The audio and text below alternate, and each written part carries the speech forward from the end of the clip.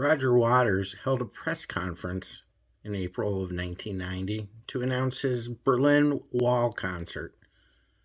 And in this report from the April 28th, 1990 episode of The Week in Rock, Roger's interviewed, and they show clips of the news conference and them playing with the balloons and all that good stuff. It almost reminds you of like a Wish You Were Here concert here in Cleveland. Where's the pig?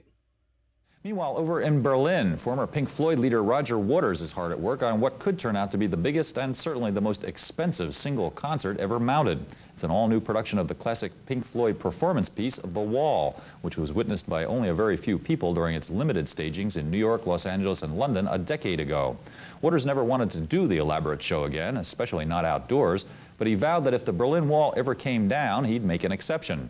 Well, the wall is history, as we all know, and last week Waters flew into Berlin to announce that his wall will be rising anew in the once divided city on July 21st, complete with an all-star backup band, a full symphony orchestra, and an army of airplanes, helicopters, and marching troops from both east and west. Here's the deal.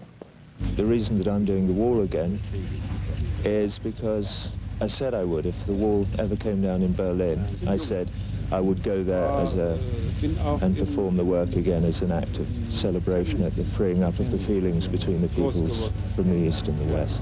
And so former Pink Floyd frontman and conceptualist Roger Waters found himself in newly liberated Berlin last week to announce plans to recreate The Wall, the 1979 album and 1982 movie about a rock star who's alienated himself from the outside world. If it draws attention to the fact that this is a fundamental psychological burden that human beings carry, that this can happen, well, good. That's what the piece is about. And but at the end of it, you know, if we tear our walls down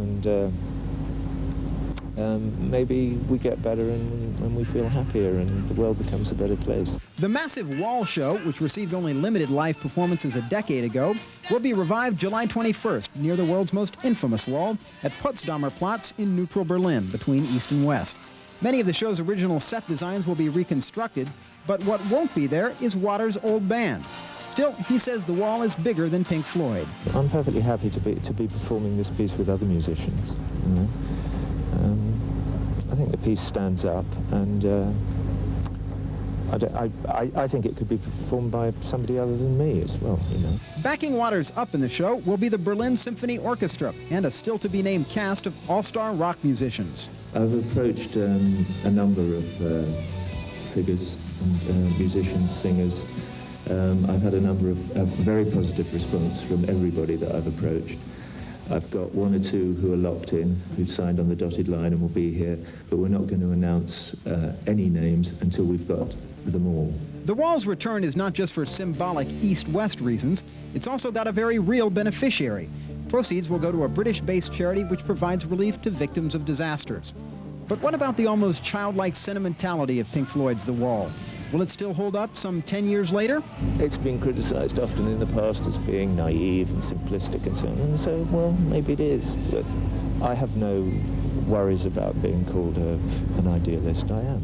Thank you for watching Cleveland Live Music. If you like what you see, hit the subscribe button.